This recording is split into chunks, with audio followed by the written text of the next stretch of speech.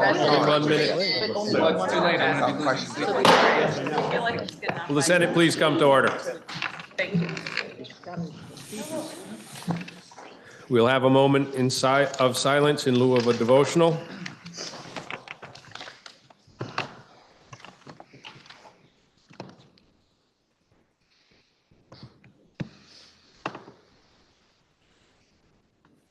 Thank you.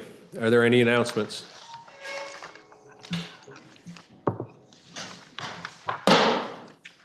Orders of the day.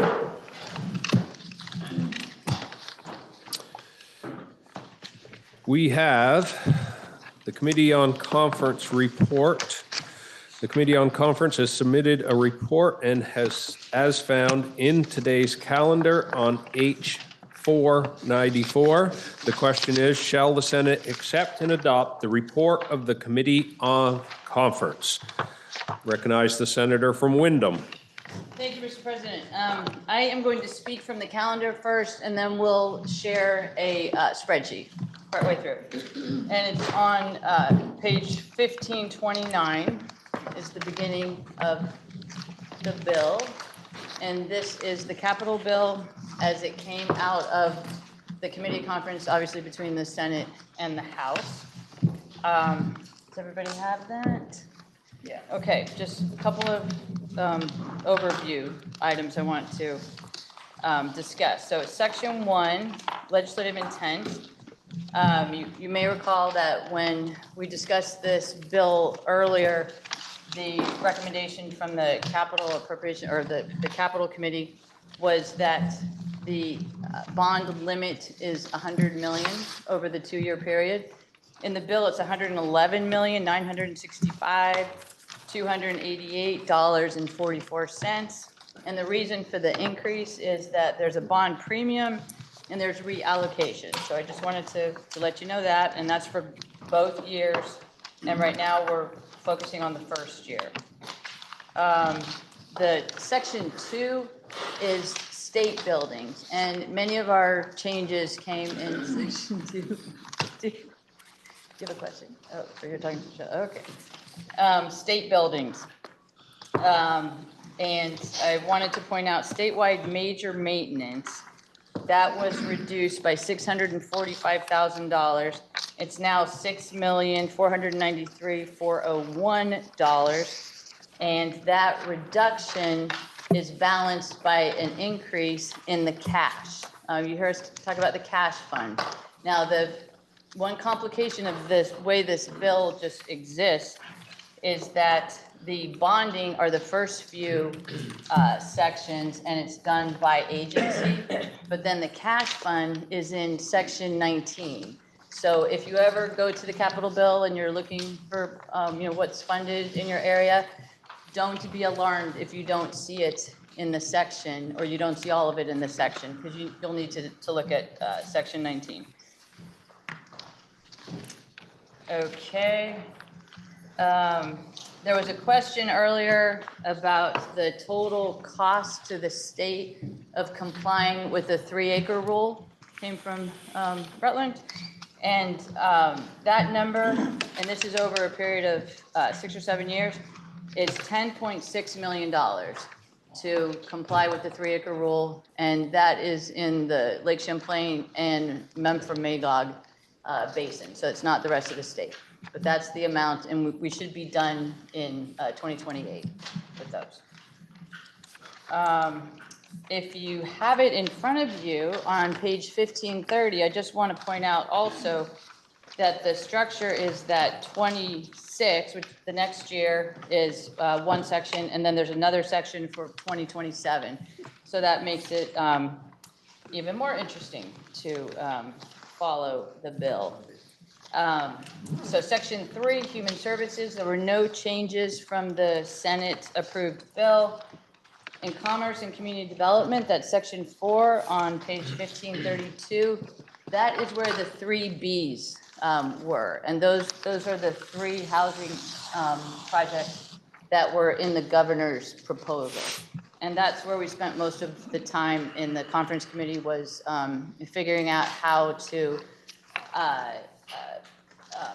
fund those proposals in a way that was responsible and acceptable to the House, because you know the House took those out of the capital bill. And so what we did, and you'll see this later on in section 17, or 19 rather, but what we did was we took the names of the projects out, so the money doesn't necessarily go to them. It will likely go to them because the staff has already vetted those, and the total dollar amount went down so that it's 80% of what it was. And I'll point that out in section 19, but right now you don't see it in section 4 where it used to be. Section 5 are grant programs, and those are things like historic preservation grants. And the governor had reduced those programs. They had historically been $300,000 each for years. They were reduced to $250,000. We reluctantly went along with that. We were able to fund them again at the $300,000 level. And there are no changes until we get to section 9, which is natural resources. And the only change in that was to put the fire apparatus that we had from appropriations back into the big bill, and they handled it. Clean water initiatives, section 10, no changes in that. Section 12, agriculture, food and markets. That was where we had an incubator farm for the veterans home. That went to fund grants, other grants. Section 13, public safety, Rutland Field Station was funded so that it could start more quickly. And then I'm going to skip the allocations unless someone wants to talk about them, and go to section 19. And we can hand out the spreadsheet now. Thank you. And if you're looking in your calendar, on page 1543 at the bottom, this is where we have the language for those housing developments. And with the way we defined it and constrained it, is it's for infrastructure improvements that are either municipally leased for a term of at least 30 years or municipally owned, and that support the development of new or rehabilitated housing, provided that a grant agreement shall be in place between the state and the municipality prior to the release of funds. So this ensures that public dollars go to public entities. And I'll pause while you get the spreadsheet shows you the changes. So that's what I've just focused on are the changes.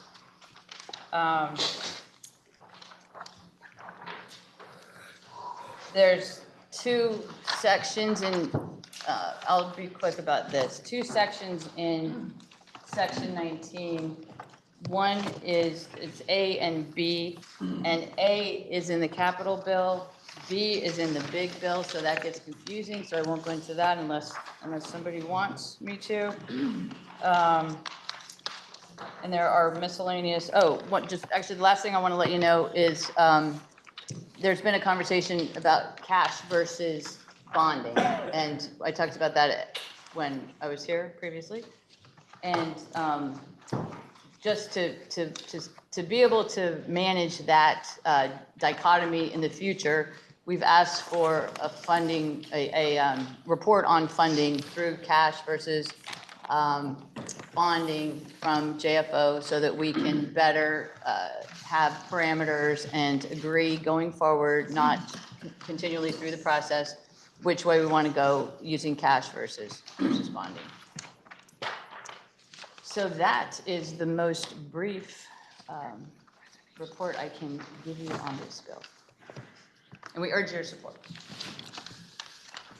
The question is, shall the Senate accept and adopt the report of the Committee of Conference? Are you ready for the question? If so, all in favor say aye. Aye. All those opposed, nay. The ayes have it, and we have accepted and adopted the report on H494. We We are now moving to H488.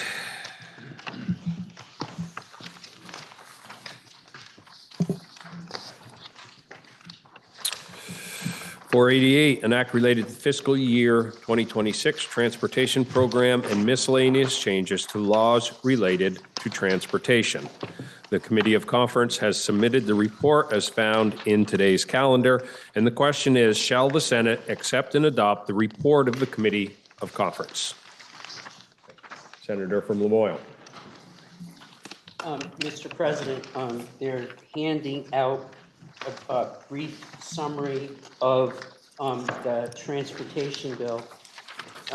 Just to highlight, this is a bill that spends a little over $880 million, and roughly half of that, 411 of that, is directly related to projects. And that's important because when I end this report, that will, I'll talk a little bit about this. What I would say about this bill is that there was a report on projects and where those projects are, which is called the 10G report. And there was a section that we put in related to S4 and trails. Those are the only two things that are not in this bill as the Senate passed it. The rest of the whole bill is almost exactly the way the Senate passed the bill. So I will quickly run through on this highlight page with you and then do a statement. But this, for the most part, is from I think our vantage point from the conferees on the Senate side. This is pretty much our bill. There's pieces on rail trails, and enables the state to regulate the use of state-owned rail trails. There's language in here about the transportation board and them being able to appoint officers. There's which was a fairly controversial area, the switch around of public transit districts, Green Mountain Transit, RCT, the public transit agency that is in Addison County, and the switch around of their districts. That's in here. One of the more important areas, there's an increase, an inflationary adjustment for town highways and structures. On top of that, we put language in that hopefully will move us to a place where we have better information about the state of our municipal town roads and municipal bridges, which we hope eventually will lead to some transformation of the aid that we give to communities to help us put us in a place where we get better information and can begin to put that aid to our local communities based upon what the need is and what that system looks like. There's language in here about mileage-based user fees for electric vehicles and the implementation of that system. We highlight all of the environmental projects and the admission alternative work that's being done in this, and stuff about vehicle miles traveled in a different section. And then there's the whole section that we added about medical transports and the transports for people that don't have vehicles, that the public transit agencies, and this is where we authorize and put the money up for the hiring of 4 people to start recruiting for volunteer drivers to do that effort. And I will speak personally, this was for me the most important part of this bill. And given the state of healthcare across the state and the constriction of services around the state, it's going to be more and more important that people that are older with sight problems or through economics are put at a disadvantage to get to services, that we get them to those services. And this is our effort to try to start that process to move us towards that. There is a section on ultra volume, low volume vehicles. This is really about the one company that we have in the state in Milton that is now building cars and selling them at a price that I will never be able to afford one. But they're hoping to build a half a dozen cars a year, and very interesting to listen to them. Then there's a section about railroad right-of-ways in this. And then there's a section about DigSafe that was in 2 budget adjustments that didn't make it through. But this is on passage because the construction industry really needs this. That's really more or less the interesting pieces within the bill. What I need to do, and I feel I need to do this again, is say to the body, in this transportation bill, there's $12.5 million from the capital fund or from general fund dollars.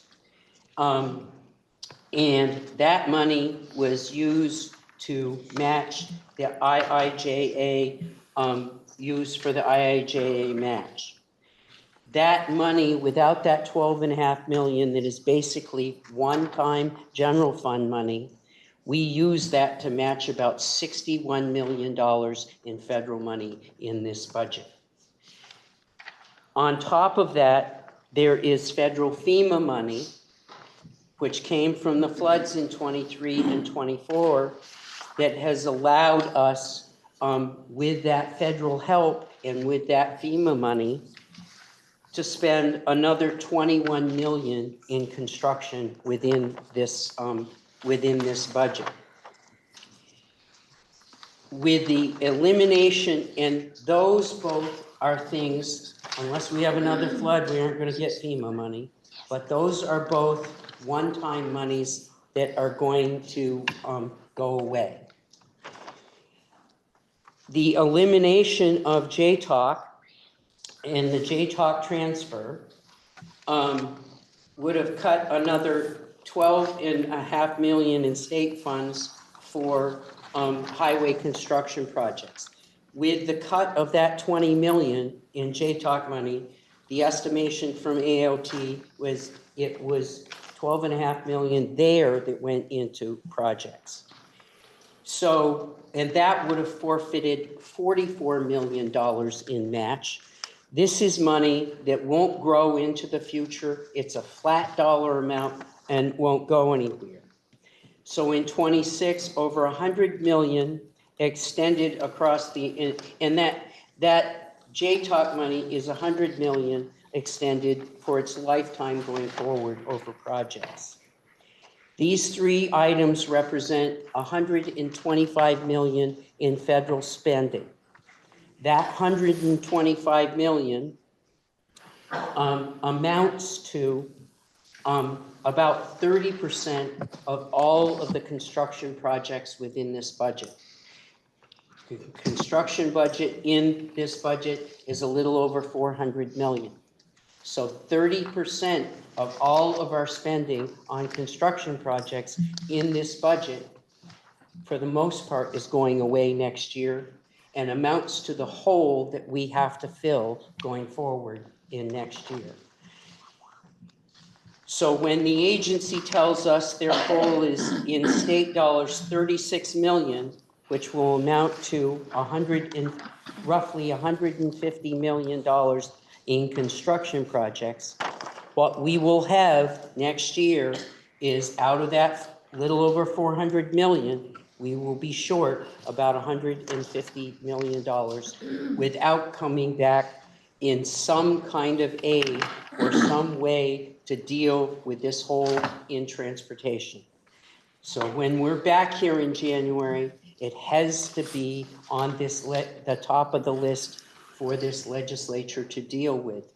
I can't stress enough that I have to say this to you again, and I have to put this in front of you because it's one of the biggest problems that this legislature is going to have to face next year. We are proud of what we've been able to accomplish here, but we've done it in many respects with Band-Aids. And we have to move forward from this going forward for next year. But with that, we, all 6 conferees signed this, and we're proud of what we've done here. But it is a maintenance document, and going forward, we're going to have to pay attention. Thank you, Mr. President.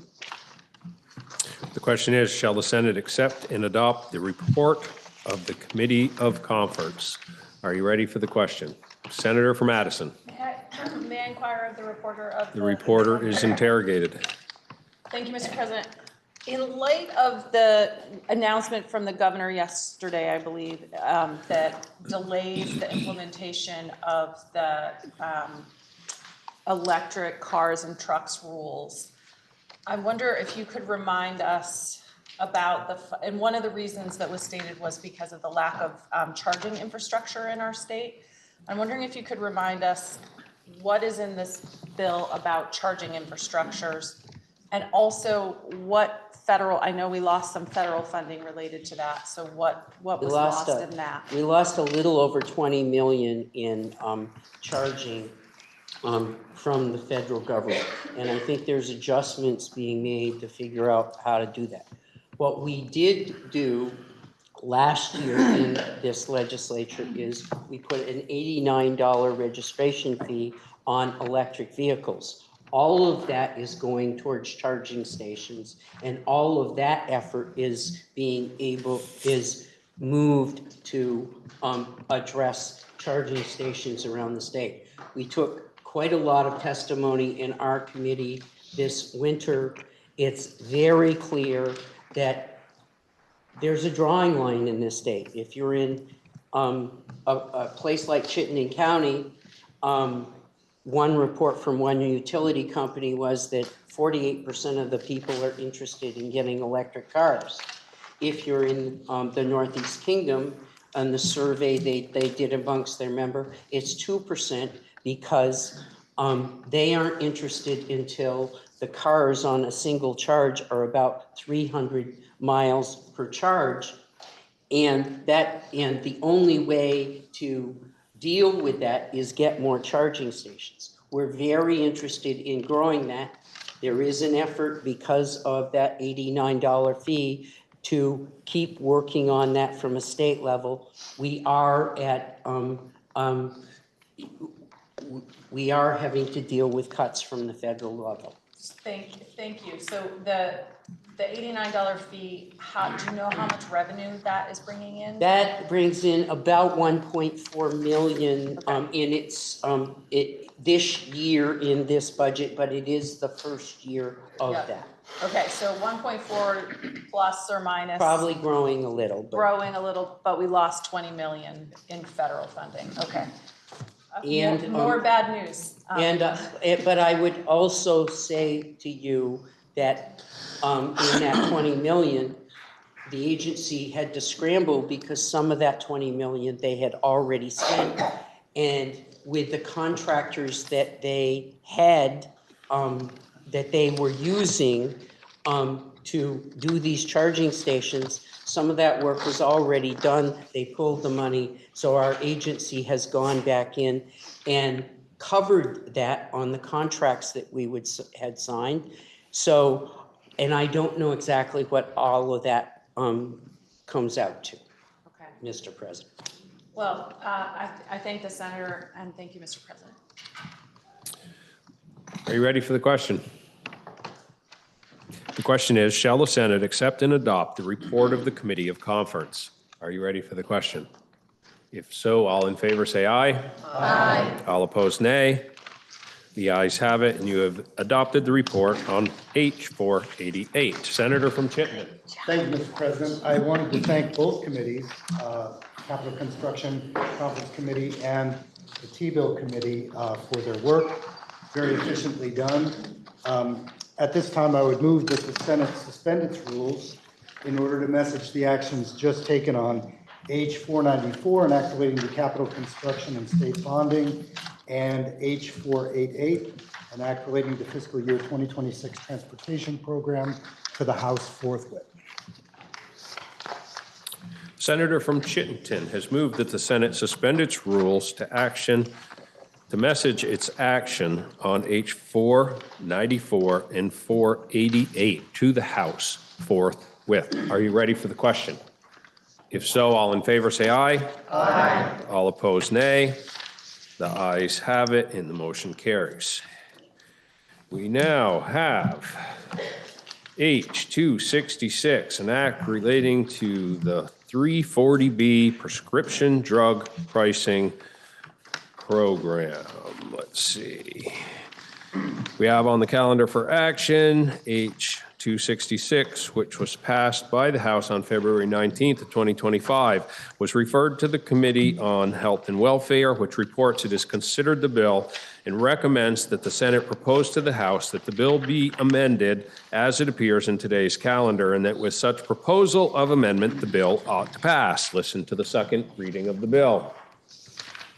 H-266, an act relating to the 340B prescription drug pricing program. Recognize the senator from Washington, Senator Cummings, for the report of the Committee on Health and Welfare. Thank you, Mr. President. If I start talking about property taxes, somebody call me up. This is a real mind switch here.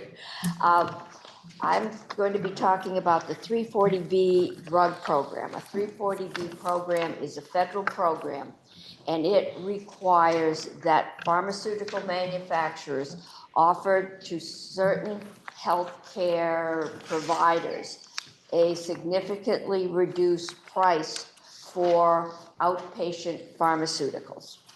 And those healthcare providers are basically ones that I think that serve a larger than normal number of low-income people, or they're critical care hospitals, they're sole community hospitals. To the best of my knowledge, every hospital in Vermont qualifies. The pharmaceutical companies obviously are not overly happy with being told they need to sell at a lower rate. And so there's been some tension there over the years. What some of the healthcare providers have done is, because they don't have pharmacies that dispense outpatient medications, they have dedicated or named a pharmacy that acts on their behalf, orders the drugs through the 340B program, and dispenses it to patients who come in with a prescription. There have been some issues with pharmaceutical companies not making this easy. And so what this bill does, it prohibits drug manufacturers from restricting or otherwise interfering with the 340B contract pharmacy's acquisition of 340B drugs. It prohibits drug manufacturers from requiring a 340B covered entity to submit claims or other specific data as a condition of allowing a 340B contract pharmacy's acquisition. It prohibits drug manufacturers from interfering with the 340B contract pharmacy's ability to dispense 340B drugs to eligible patients. And it requires drug manufacturers to offer 340B drug pricing to a 340B covered entity, or at the time of, in the form of a discount at the time of purchase, not as a rebate would be applied to a later date. This is all to help they're essentially hospitals, federally qualified health centers, the places we all think of as healthcare. Again, the tension, they've made it, just keep trying to make it more difficult. So this says you can't do these things that some of them have been doing. It makes this bill in 4683 makes it specific that nothing in this chapter applies to Medicaid as a payer. Says that it provides a right of private action for a 340B covered entity, 340B contract pharmacy, or other person injured by the manufacturer's violations of this subchapter. So you can sue and go to court. And then it specifies that nothing in this bill will be in conflict with any federal laws that are in effect now or may be in effect in the future. On the other hand, the hospitals get these discounts. They are supposed to either be passed on to customers, or they are supposed to be able to help the hospital provide other health care services that they could not otherwise afford. The savings from this plan is supposed to benefit the patients. But we, in the form of the Green Mountain Care Board, who we have designated as the group that monitors health care and all the things that go into healthcare pricing, doesn't really know what happens with that money. Is it actually spent to bring down drug prices for patients? Or does it fall to the hospital's bottom line, and is it used to balance their budgets or up their we don't know. And so what this does, on the other hand, it helps the healthcare entities on one side. On the second side, in Section 2, requires hospitals to submit a report by January 31st annually to the Green Mountain Care Board detailing the hospital's participation in 340B program during the previous hospital fiscal year. The board must post the report on its website. Each report shall include the hospital's aggregate acquisition of all 340B drugs and the aggregate payment amount the hospital received for all the 340B drugs, broken down separately from dispensed drugs, from in-house and contract pharmacies, and administered drugs paid separately, or as a part of a bundled payment. Some hospitals say, this is what we charge for an appendectomy.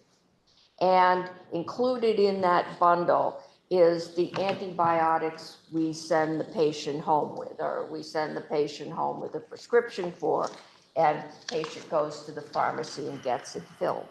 So they can't break out what that actual prescription is because they're paying a bundled number.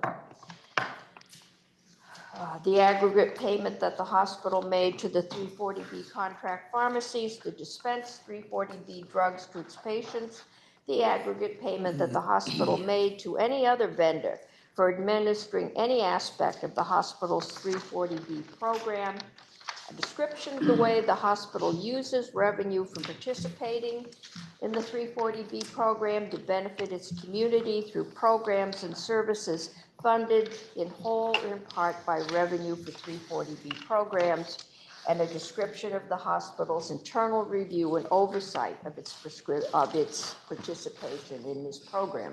Again, we're trying to get a handle. Hospital costs and the cost of pharmaceuticals are the two biggest drivers in our healthcare costs.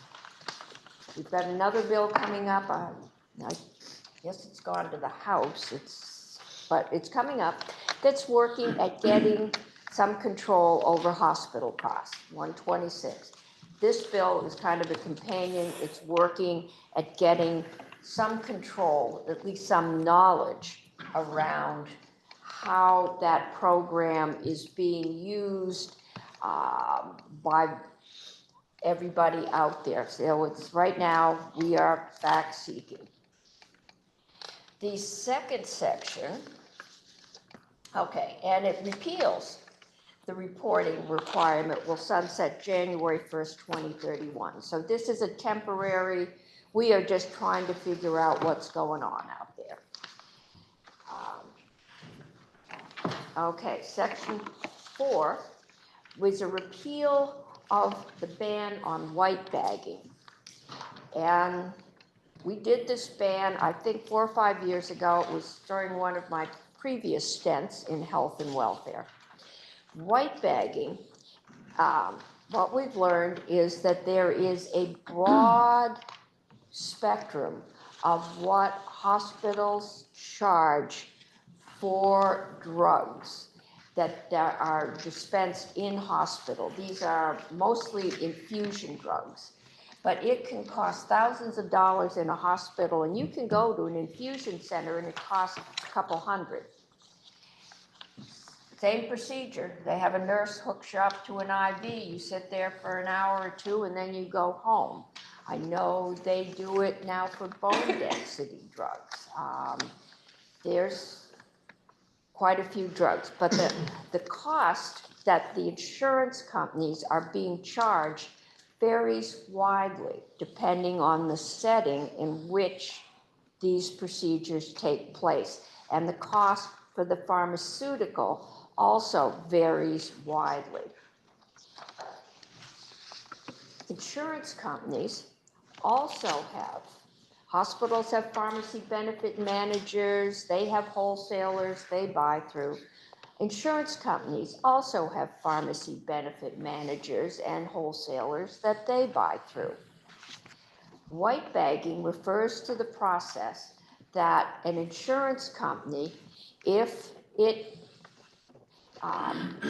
wholesaler or its PBM, take your pick, if they can get the drug for significantly less than the hospital is charging, they have the ability to white bag, which means they have their wholesaler or whoever their distributor is sends their pharmaceutical to the hospital for the hospital to dispense. 45 other states do this. There has been some concern that, temperature controls, that the hospital wouldn't know it's coming. All of these things get shipped UPS. They're all getting shipped from a warehouse somewhere to the hospital. We think the hospital can work this out. They have in 45 other states, and there hasn't been any major problem. I think we didn't do this. We put the ban on a couple of years ago because it was discussed with brown bagging. And brown bagging is where the pharmaceutical gets sent to the patient, and you have to trust the patient to pick it up, keep it in the refrigerator, and take it to the hospital with them. Slightly riskier than having it delivered to the hospital. This ban will go back in on January 1st, 2030. So we're giving it a window to try it out. We were asking the Green Mountain Care Board to report to us on this program. And then we have the effective dates. So this is, again, we're going after pharmaceuticals, trying to find out what they're costing in different settings, trying to get some control on that cost, trying to just understand what the dynamics are. All of these are like short-term windows, so we can figure out what's going on. Once we know, then we have the ability to respond. We heard from the reporter of the bill, Daisy Burbico, from Jen Carby, from Charles Becker, who's a staff attorney at the Office of the Healthcare Advocate at Legal Aid, Don Codger, who's the coordinator at Gifford Health, Mike Fisher, the healthcare advocate, Evan Green, from the Association of Hospitals, Morgan Halloran, Director of State Policy, Pharmaceutical Research, PhRMA, Jeff Hochberg, Director of Rutland Pharmacy, Colleen Myman, National Policy Advisor, State Association of Community Health Centers, Mary Kate Molman from Bi-State Primary Care, Calvin Pugh from Community Access National Network, and Sarah Teachout from Blue Cross Blue Shield of Vermont. I believe the vote in committee was 5-0-0, and we ask that this body concur. The question is, shall the Senate propose to the House to amend the bill as recommended by the Committee on Health and Welfare? Are you ready for the question? If so, all in favor, say aye. Aye. All opposed, nay. The ayes have it.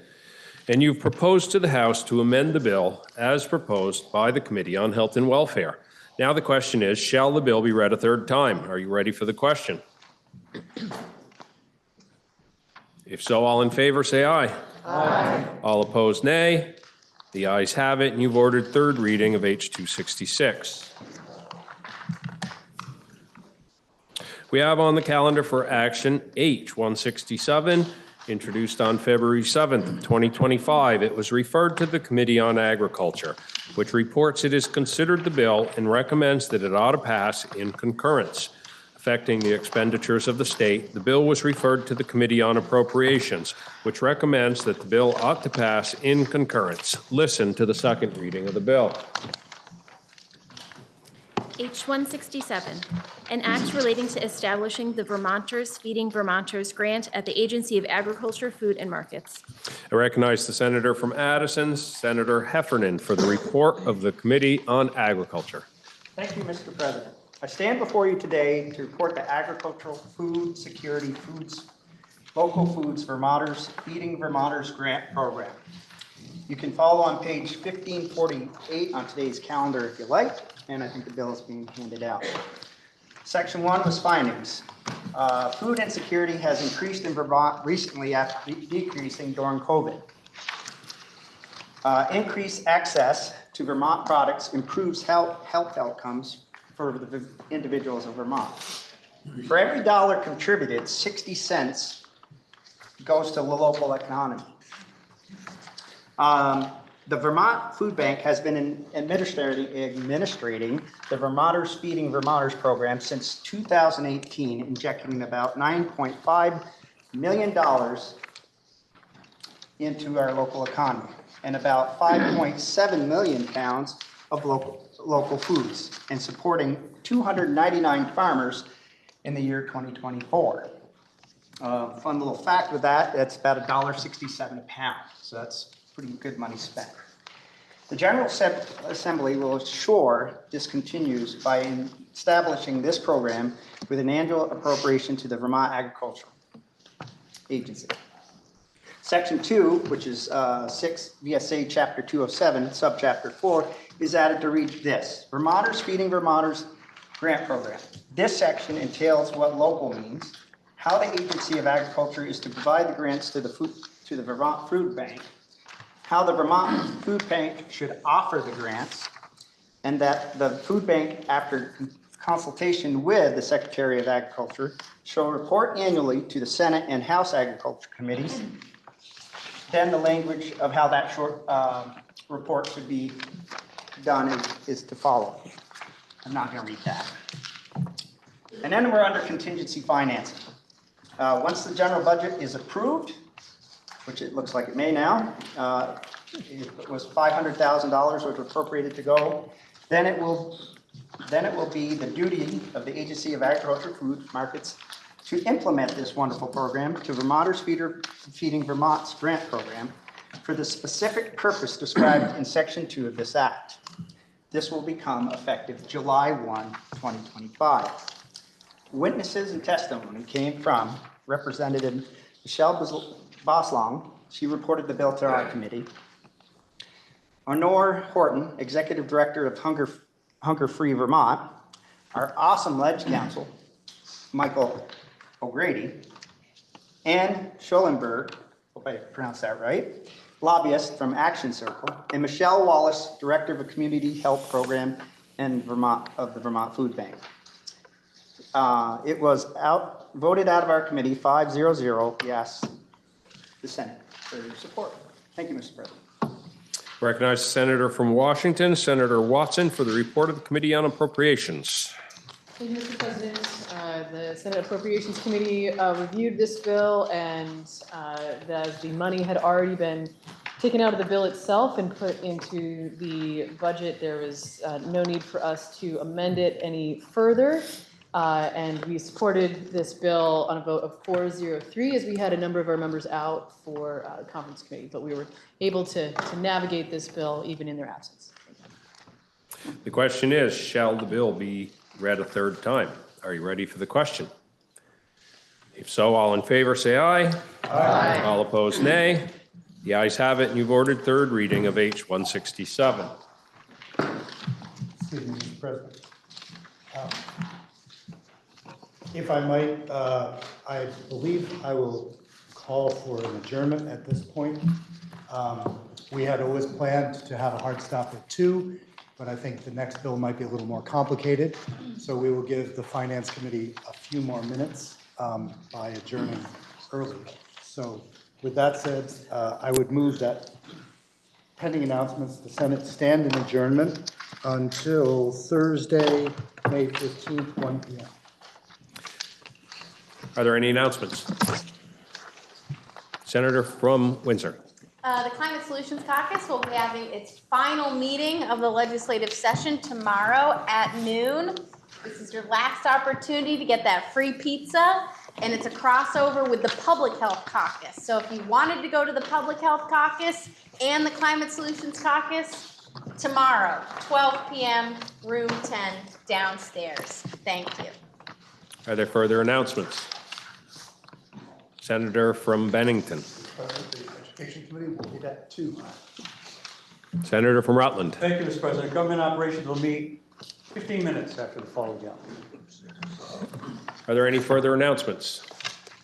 Seeing none, the senator from Chittenden has moved that the Senate stand in adjournment until 1 p.m. Thursday, May 15th, 2025. Are you ready for the question?